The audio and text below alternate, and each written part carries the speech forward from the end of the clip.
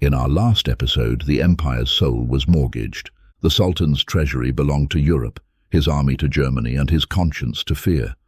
Railways and schools had tied the empire together, but the same rails now carried sedition, and the same students he had educated were preparing his undoing.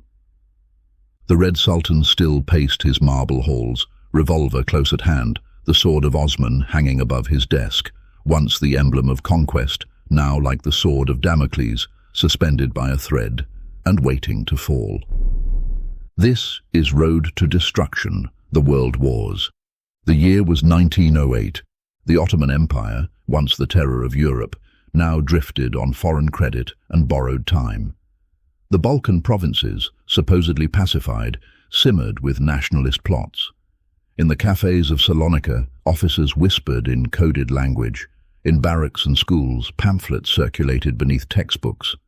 The conspirators called themselves the Committee of Union and Progress, the Ittihat ve Terakki Cemiyeti, heirs of the exiled young Ottomans and the secret lodges of Midhat Pasha's generation.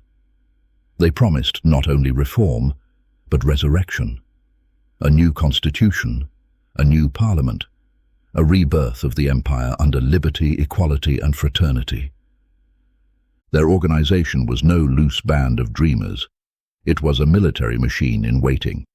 Officers like Enver Bey, Niyazi Bey, and Talat, the postmaster from Salonika, coordinated garrisons across Macedonia and Thrace.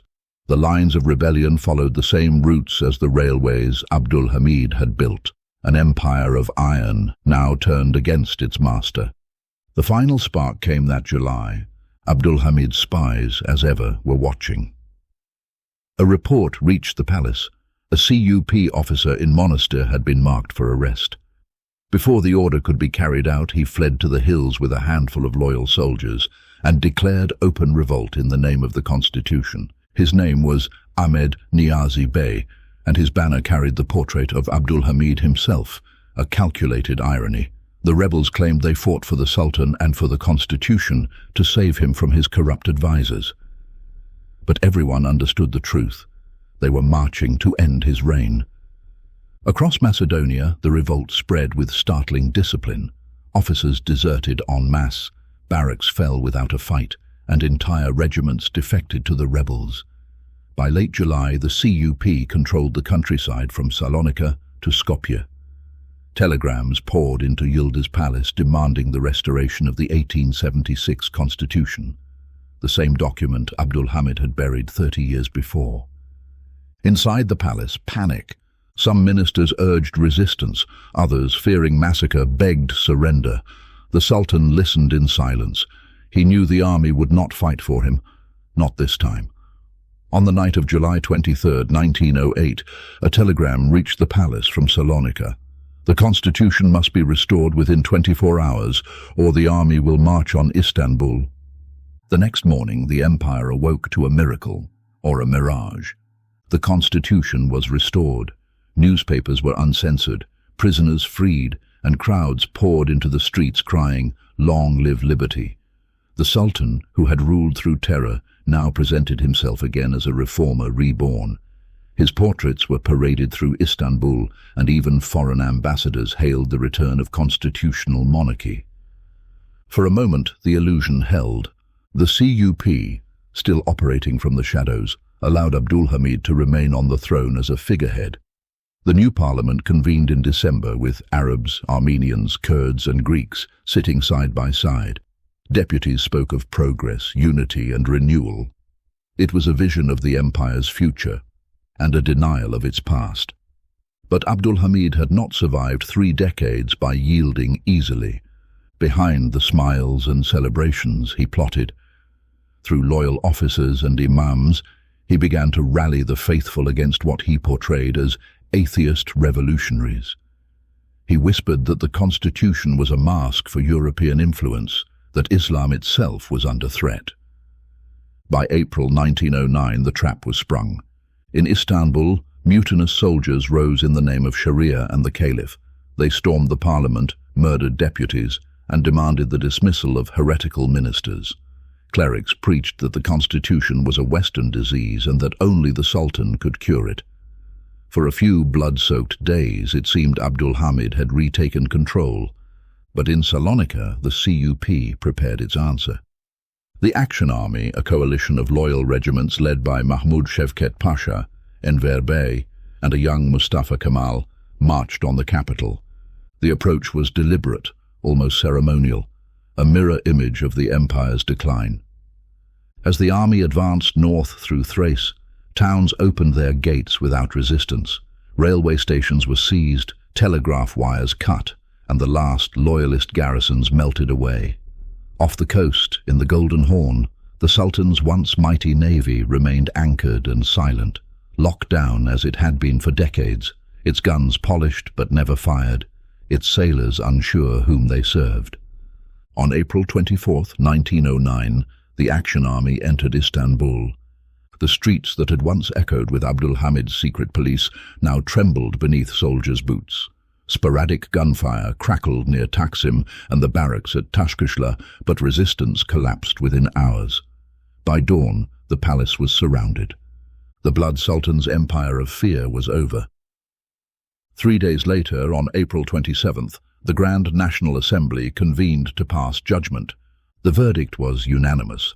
Abdulhamid II was deposed. His brother Mehmed V would take the throne, a gentle, pious man who would reign, but never rule. At Yıldız Palace, the Sultan received the news with quiet dignity. Witnesses recalled him asking for his revolver, not to resist or use, but to surrender it. "I have ruled long enough," he said softly. "May Allah protect the empire." As he was led away under guard, a crowd gathered outside the gates. Some shouted curses, others wept. The man they had feared for 3 decades was now just another prisoner of history. He had outlived his uncle's suicide, his cousin's madness, and his minister's knives. For 33 years he had ruled in terror of a shaving accident that was no accident at all, and in the end it never came. Abdulhamid would not be found in a bloodied chamber, but in quiet exile, watching the empire bleed instead of him. He was taken by train to Salonika, the very city where his enemies had been born.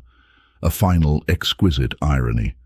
There, in a villa surrounded by CUP guards, he lived in isolation, playing the piano, reading the Quran, and watching through barred windows as the empire he had fought to preserve began to devour itself.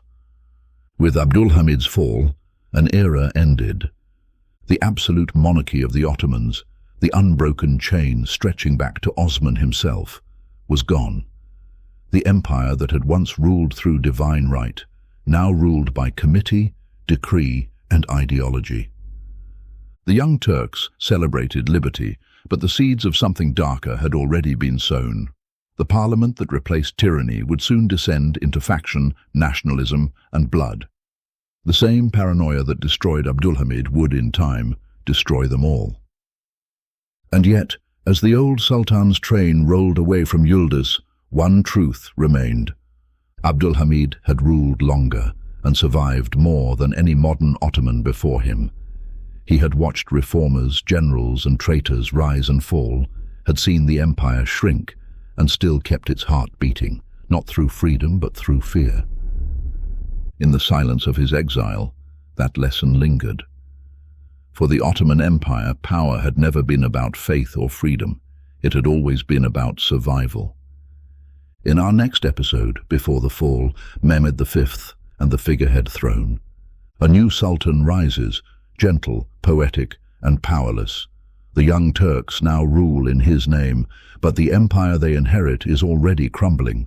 The age of the padishahs has ended. What follows will not be unity, but government by committee and by individuals, by ambition, division, and chaos, and soon enough, by cannon fire. This is Road to Destruction, the World Wars.